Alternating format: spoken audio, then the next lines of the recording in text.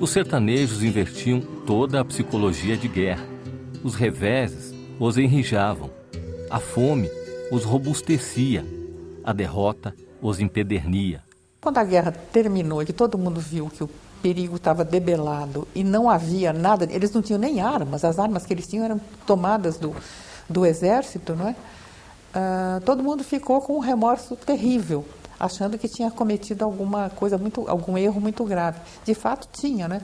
E eu penso que os Sertões veio suprir essa função de meia-culpa coletiva, né? que funciona até hoje, aliás. E naquele momento funcionou com muita oportunidade, vamos dizer assim. Por isso o livro foi bem recebido. E o autor ficou famoso da noite para o dia.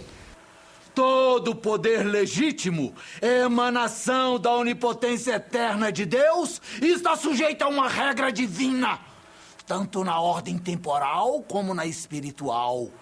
De sorte que, obedecendo ao pontífice, ao príncipe, ao pai, a quem realmente é ministro de Deus para o bem, a Deus nós obedecemos. É evidente que a república permanece sobre o princípio falso e dele não se pode tirar consequência legítima. Sustentar o contrário seria absurdo, espantoso e singularíssimo. Porque ainda que ela trouxesse o bem para o país, por si só é má, porque vai de encontro à vontade de Deus.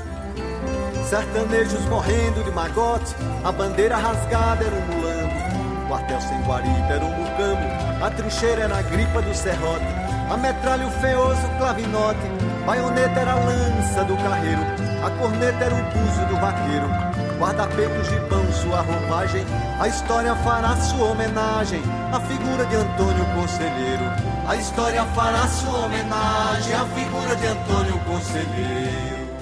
Es la intransigencia moral, la perfecta coherencia entre fe y conducta, lo que lleva al consejero a rechazar la república.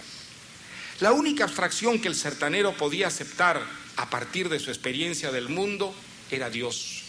Y la única institución, la familia. Ambos estaban integrados a su vida. De ambos sacaba algún provecho. Y por eso, Dios y familia son entidades igualmente sagradas e indesligables en los sermones del consejero. En la república, que se proclama laica, el consejero ve un impío desacato de Dios y una profanación del matrimonio. El razonamiento de este creyente, que no hace concesiones, es límpido e implacable. La República ha separado a la Iglesia del Estado, ha creado el matrimonio civil, por lo tanto, es enemiga de Dios y de la familia y debe ser combatida. Canudos, em momento nenhum, põe em risco a República, porque seria difícil imaginar que os seguidores do conselheiro tivessem força suficiente para restaurar a monarquia e para derrubar a república. Mas, por outro lado, é certo que o exército brasileiro, para usar uma expressão bem popular, tomou uma surra enorme nas primeiras 3 expedições.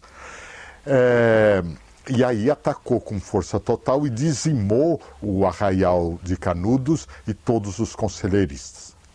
Bom, isso de um lado, da questão objetiva. Agora, na questão, digamos assim, do ponto de vista do conselheiro a respeito da República. O conselheiro era contra a República.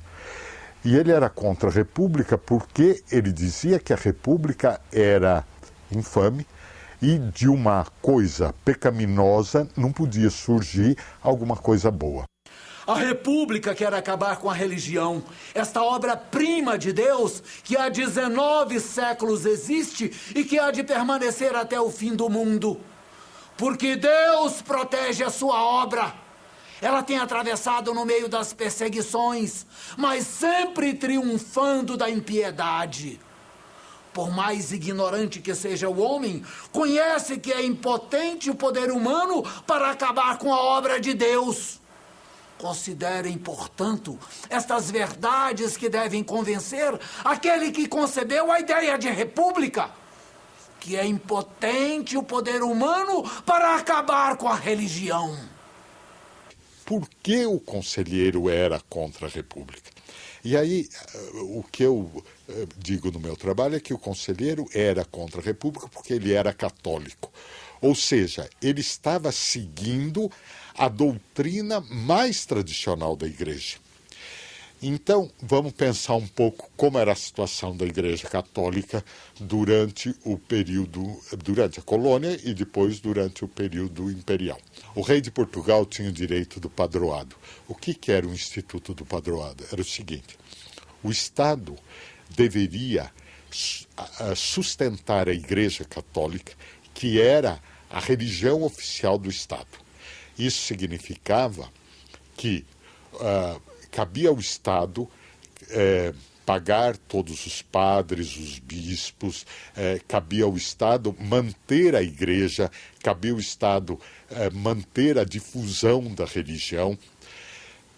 E, ao mesmo tempo, o rei tinha o direito de nomear os bispos e de nomear os párocos e tinha o direito de aprovar ou não os documentos do Papa que circulariam em Portugal e nas suas colônias. Ora, logo depois da independência, o direito de padroado passa para o imperador do Brasil. Dom Pedro II, que não era um católico fervoroso, nunca... ele achava que a religião era alguma coisa importante, como um sustentáculo ideológico da monarquia, mas ele nunca teve um apreço muito grande pela difusão da religião. Então, logo no final do Império, o Brasil tinha pouquíssimas dioceses e poucas paróquias, mas apesar de tudo, o catolicismo era a religião oficial do Brasil. Bom, quando a República é proclamada, um dos primeiros atos é a separação da Igreja e do Estado. Ora, o que fazem os bispos? Eles estão diante de uma situação consumada. Eles perceberam que não podiam se colocar contra a República. Então, eles escrevem uma carta pastoral, em 1890, dizendo que a Igreja Católica não se importava com a forma de governo, qualquer que fosse a forma de governo, qualquer que fosse o regime de governo, isso era indiferente para a Igreja Católica, desde que a Igreja Católica tivesse respeitado o direito de as pessoas praticarem a religião católica. El consejero practica la moral que predica, casi no come, no tiene sino la túnica y las sandalias que lleva puestas, prefiere dormir en el suelo antes que en hamacas o camastros, es casto. No es extraño que, puestos en la disyuntiva de elegir, los sertaneros decidieran que él era el vocero de Dios y no ciertos párrocos que conocían de ética menos inflexible. Vivia de esmolas, das quais recusava qualquer excesso, pedindo apenas o sustento de cada dia. Não aceitava leito algum, além de uma tábua lisa e, na falta desta, o chão duro. Assim vagou largo tempo até aparecer nos sertões ao norte da Bahia. Já não seguia só. Encalçavam-no na rota desnorteadas os primeiros fiéis. Um dos adeptos carregava o templo único, então da religião minúscula e nascente, um oratório tosco de cedro, encerrando a imagem de Cristo. Assim apareceu Antônio Conselheiro em 1876. Já tinha grande renome. Él aglutinó una latente rebeldía fraguada por la frustración, el aislamiento, el primitivismo cultural y una visión integrista de la religión, pero también por una instintiva voluntad de defensa de lo propio, la tradición, las costumbres y las fantasías que mantienen ceñida a la tribu, y una generosa disposición de sacrificio por un oscuro ideal. A propriedade tornou-se uma forma exagerada de coletivismo tribal. A apropriação pessoal apenas dos objetos móveis e das casas, comunidade absoluta da terra, das pastagens, dos rebanhos e dos escassos produtos das culturas cujos donos recebiam exígua parte. Os recém-chegados entregavam ao conselheiro 99% do que traziam, incluindo os santos destinados ao santuário comum. Reputavam-se felizes com a migalha restante. A elite pensante do Brasil queria se ver livre era da monarquia, da escravidão, da ignorância, da superstição e da religião. Porque a República separou a Igreja do Estado, que foi uma das razões que aborreceram Antônio Conselheiro. A República era laica e ateia. Não só o Euclides era, como todo mundo era também, tá certo? A vanguarda era. E isso, então, Canudos representava um retrocesso, mas brutal. Isso é que era, que ninguém queria reconhecer, que eles eram brasileiros, tá certo? Esses pobres diabos que eram supersticiosos, que só queriam ir para o céu, que viviam rezando, que eram analfabetos e eram monarquistas, tá certo? Então, isso aumentou, isso era uma espécie de retorno do recalcado que estava acontecendo em Canudos, na cabeça das pessoas. E foi o que deu suporte para as pessoas serem tão facilmente manipuladas, né? Eu gosto muito de lembrar um caso de um menino chamado Agostinho, um menino de 14 anos, que é preso e que o Euclides relata, onde era uma expedição, a sua prisão, em seu interrogatório, quando perguntam para o menino, mas como é que explica essa resistência? O que o conselheiro promete para vocês? E o menino responde, salvar a alma. Salvar a alma é a essência do cristianismo. Antes de fazer a minha despedida, peço perdão se nos conselhos vos tenho ofendido. Em algumas ocasiões, usei palavras excessivamente rígidas, repreendendo os vícios e movendo o coração ao santo temor e amor de Deus. Todavia, não concebam que eu nutrisse o mínimo desejo de macular vossa reputação. Sim, o desejo que tenho de vossa salvação, que fala mais alto do que tudo, me forçou a proceder daquela maneira. Se, porém, se acham ressentidos de mim, peço que me perdoem, pelo amor de Deus. A história fará sua homenagem à figura de Antônio Conselheiro. A história fará sua homenagem à figura de Antônio Conselheiro. O sermão de despedida que aparece no manuscrito é o último sermão. É possível que o conselheiro tenha escrito exatamente prevendo a derrota ou prevendo a sua morte. É chegado o momento de me despedir de vós. Que pena. Que sentimento tão vivo ocasiona esta despedida em minha alma, à vista de modo benévolo, generoso e caridoso com que me tendes tratado, penhorando-me assim bastantemente. São estes os testemunhos que me fazem compreender quanto domina em vossos corações tão belo sentimento. Adeus, povo. Adeus, aves. Adeus, árvores. Adeus, campos. Aceitai a minha despedida, que bem demonstra as gratas recordações que levo de vós, que jamais se apagarão da lembrança deste peregrino.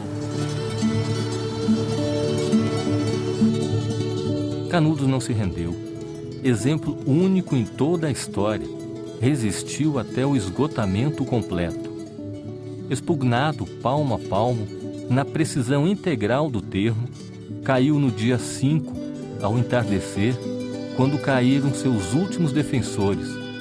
No dia 6, acabaram de o destruir, desmanchando-lhe as casas, 5.200, cuidadosamente contadas.